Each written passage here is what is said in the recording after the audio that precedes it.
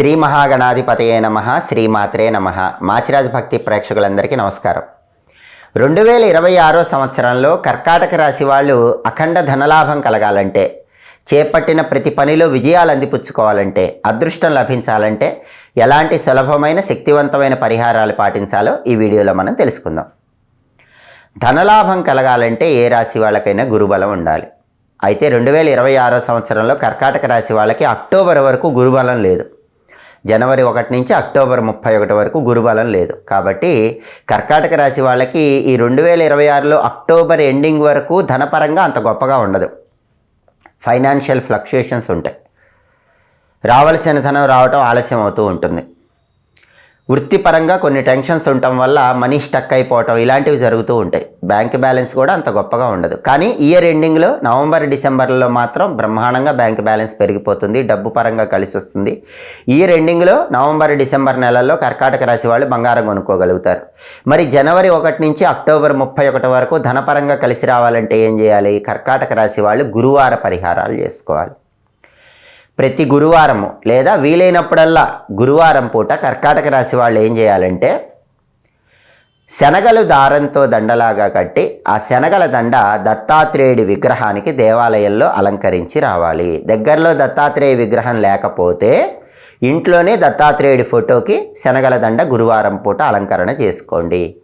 తర్వాత ఆ శనగలు నానబెట్టి ఆవుకు పెట్టండి. అప్పుడు ధనపరంగా కలిసి వస్తుంది.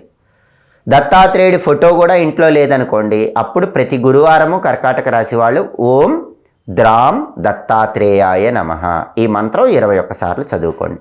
దానివల్ల గురుబలం పెరుగుతుంది, ధనపరంగా కలిసి వస్తుంది. అలాగే గురువారం పూట శనగలు దానం ఇచ్చుకోవటం మంచిది. కేజింబావు శనగలు పసుపు వస్త్రంలో మూటగట్టి కర్కాటక రాశి వాళ్ళు గురువారం ఉదయం 6 నుంచి 7 మధ్యలో కానీ, మధ్యాహ్నం 1 నుంచి 2 మధ్యలో కానీ, రాత్రి 8 నుంచి 9 మధ్యలో కానీ గురుహోరలో ఎక్కడైనా దేవాలయంలో దానం ఇచ్చుకోండి. శనగలు ఎవరు దానం తీసుకోకపోతే అటువంటప్పుడు శనగపప్పుతో చేసిన పదార్థాలు గురువారం దేవాలయంలో పంచిపెట్టండి. మోతీచూర్ లడ్డు లాంటివి గురువారం దేవాలయంలో పంచిపెట్టినా కూడా గురుబలం పెరుగుతుంది, ధనపరంగా కలిసి వస్తుంది.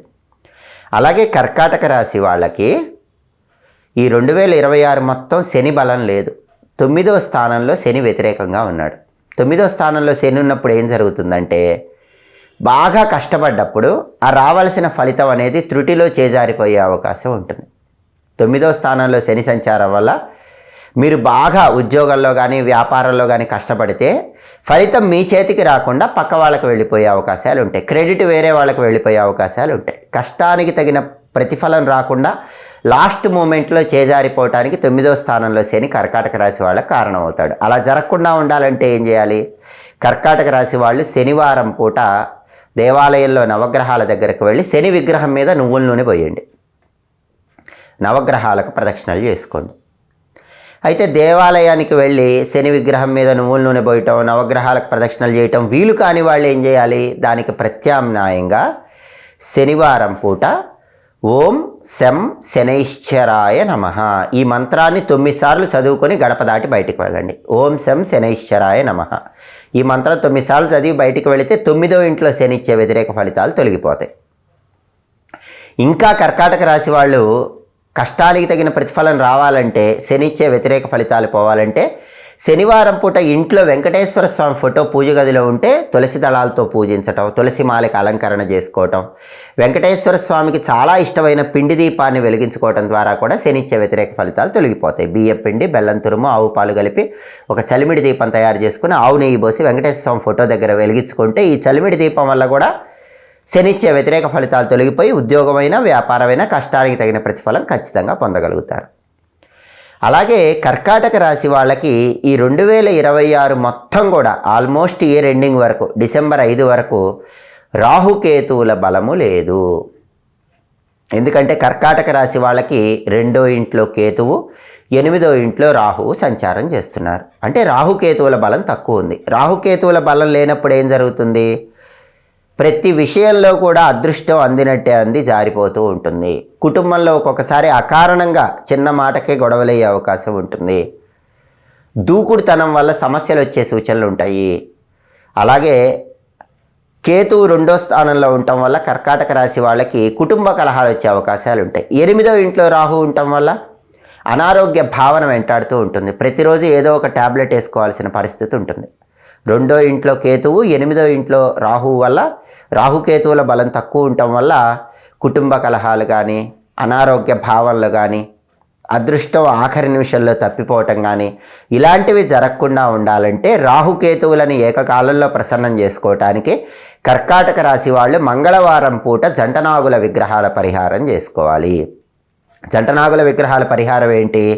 ప్రతి మంగళవారం దగ్గరలో ఉన్న దేవాలయంలో జంటనాగుల విగ్రహాల దగ్గరికి వెళ్ళండి. ఆ జంటనాగుల విగ్రహాల మీద ఆవు పాలతో అభిషేకం చేయండి, అంటే ఆవు పాలు పోయండి. ఆ తర్వాత ఆ జంటనాగుల విగ్రహాలను నీళ్లతో కడిగి కొద్దిగా పసుపు కుంకుమ జంటనాగుల విగ్రహాల మీద వేసి ఆ విగ్రహాల దగ్గర మట్టి ప్రమిదలో నువ్వుల నూనె పోసి ఒత్తులు వేసి దీపాన్ని వెలిగించండి. జంటనాగుల విగ్రహాల తోకల దగ్గర జిల్లేడాకులో కానీ తమలపాకులో కానీ బెల్లం ముక్క నైవేద్యం పెట్టండి.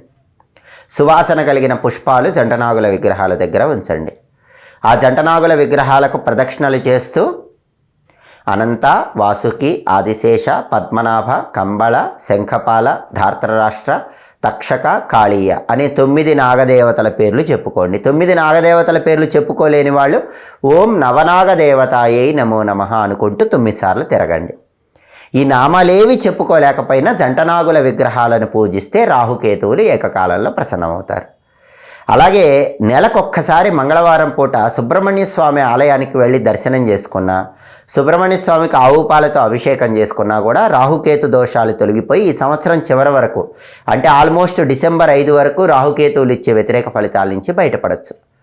జంటనాగుల పరిహారం చేసుకోలేని వాళ్ళు, సుబ్రహ్మణ్య స్వామి ఆలయానికి వెళ్ళి ఆవు పాలతో అభిషేకం చేసుకోలేని వాళ్ళందరూ కూడా ఏం చేయాలంటే మంగళవారం పూట ఓం సాం శరవణ భవ ఈ సుబ్రహ్మణ్య మంత్రాన్ని 21 సార్లు చదువుకోండి. పరిహారం చేసుకోవటం వీలు కాని వాళ్ళు ఓం సాం శరవణ భవ అనే మంత్రాన్ని 21 సార్లు చదువుకున్నా కూడా మంగళవారం పూట రాహుకేతువులను ఏకకాలంలో ప్రసన్నం చేసుకోవచ్చు. అంటే కర్కాటక రాశి వాళ్ళకి 2026 సంవత్సరం మొత్తం కూడా శని బలం లేదు. జనవరి 1 నుంచి ఆల్మోస్ట్ ఇయర్ ఎండింగ్ డిసెంబర్ 5 వరకు రాహుకేతువుల బలం లేదు. జనవరి 1 నుంచి అక్టోబర్ 31 వరకు గురుబలం లేదు. కేవలం నవంబర్ డిసెంబర్లలో మాత్రమే గురుబలం అనేది కర్కాటక రాశి వాళ్ళకి వస్తుంది. గ్రహాల వ్యతిరేకత ఎక్కువగా ఉంది. కాబట్టి కర్కాటక రాశి వాళ్ళు ఏం చేయాలంటే గ్రహాలను ప్రసన్నం చేసుకోవటానికి ఈ శక్తివంతమైన పరిహారాలు చేసుకోవాలి. అలాగే గ్రహాలు ఎక్కువగా వ్యతిరేకంగా ఉన్నప్పుడు ఉగ్రదేవతల ఆలయ దర్శనం చేసుకుంటూ ఉంటే అనుకూల ఫలితాలు వస్తాయి. అందుకే కర్కాటక రాశి వాళ్ళు వీలైనప్పుడల్లా ఏకకాలంలో అన్ని గ్రహాలు యోగించాలంటే ఉగ్ర రూపంలో ఉన్న దేవతలు అంటే దుర్గా, కాళీ, చండీ, మహిషాసురమర్దిని, పంచముఖ ఆంజనేయ స్వామి, కాలభైరవుడు, లక్ష్మీ నరసింహస్వామి, కాళికా అమ్మవారు, ఇలా ఉగ్రదేవతల ఆలయ దర్శనం చేసుకోవటం, ఉగ్రదేవతలను దర్శనం చేసుకోవటం ఇలాంటివి చేస్తే కనుక ఏకకాలంలో గ్రహాలన్నీ కూడా అనుకూలించి 2026 మొత్తం ధనలాభాన్ని పొందవచ్చు. అనుకున్న పనులు అనుకున్నట్లు పూర్తి చేసుకోవచ్చు. అదృష్టాన్ని సిద్ధింపజేసుకోవచ్చు. జ్యోతిష శాస్త్రంలో రాశి ఫలితాల ప్రభావం 50% పనిచేస్తుంది. వ్యక్తిగత జాతకం ప్రభావం ఇంకొక 50% పనిచేస్తుంది. కొన్నిసార్లు మాత్రం రాశి ఫలితాల ప్రభావం 40% పనిచేస్తుంది. వ్యక్తిగత జాతకం ప్రభావం 60% పనిచేస్తుంది. అంటే వ్యక్తిగత జాతకానికి ఎప్పుడైనా జ్యోతిష శాస్త్రంలో ఎక్కువ ప్రాధాన్యత ఉంటుంది. Date of birth, time of birth, place of బర్త్ని బట్టి వచ్చే మీ జన్మకుండలి నుంచి వచ్చే ఫలితం, జన్మకుండలిలో గ్రహాల పరిస్థితిని బట్టి వచ్చే ఫలితం, ఇప్పుడు మీ జన్మకుండలిలో ఏ గ్రహము దశ నడుస్తుందో దాన్ని బట్టి ఫలితం ఎక్కువగా ఉంటుంది. రాశి ఫలితం కొంతమేరకే పనిచేస్తుంది. కాబట్టి ఎవరైనా సరే, ఏ రాశి వాళ్ళైనా సరే 2026లో మీ రాశికి ఏ గ్రహాలు వ్యతిరేకంగా ఉన్నాయో వాటికి పరిహారాలు చేసుకోవటం ద్వారా అన్ని సమస్యల నుంచి బయటపడవచ్చు. కానీ వ్యక్తిగత జాతకంలో మాత్రం మీకు ఏ మహాదశ నడుస్తుందో ఆ గ్రహానికి సంబంధించిన ప్రత్యేకమైన పూజలు నిర్వహించుకోవటం ద్వారా తొందరగా అదృష్టాన్ని, ఐశ్వర్యాన్ని సిద్ధింపజేసుకోవచ్చు. కాబట్టి రాశి ఫలితాలు ఏ రాశి వాళ్ళకి యోగించినా యోగించకపోయినా దాని గురించి ఎక్కువ దిగులు చెందాల్సిన అవసరం లేదు.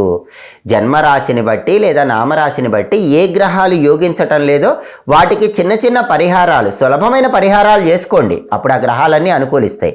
ప్రధానంగా మాత్రం వ్యక్తిగత జాతకం, జన్మకుండల్ని బట్టి, మహాదశని బట్టి, జన్మకుండల్లో ఉన్న దోషాలను బట్టి పూజలు చేసుకోవటం, వాటికి సంబంధించిన పరిహారాలు చేసుకోవటం ద్వారా తొందరగా అదృష్టాన్ని ఐశ్వర్యాన్ని సిద్ధింపజేసుకోవచ్చు. ఎప్పటికప్పుడు జ్యోతిష శాస్త్రానికి సంబంధించిన ఆసక్తికరమైన విశేషాంశాలు తెలుసుకోవాలన్నా, గ్రహాల సంచారం బట్టి పాటించాల్సిన పరిహారాలు తెలుసుకోవాలన్నా, గ్రహాల సంచారంలో వచ్చే మార్పును బట్టి చేయాల్సినటువంటి పరిహారాలు తెలుసుకోవాలన్నా, పూజలు తెలుసుకోవాలన్నా మాచిరాజ్ భక్తి ఛానల్ తప్పకుండా చూడండి. మా వీడియోస్ మీకు నచ్చినట్లయితే మా ఛానల్ లైక్ చేయండి, కామెంట్ చేయండి. మా ఛానల్ వీడియోస్ 10 మంది మిత్రులకు షేర్ చేయండి. మా ఛానల్ సబ్స్క్రైబ్ చేసుకోండి. పక్కనున్న బెల్ సింబల్ నొక్కటం మాత్రం మర్చిపోకండి. సర్వే జనాః సుఖినో భవంతు. స్వస్తి.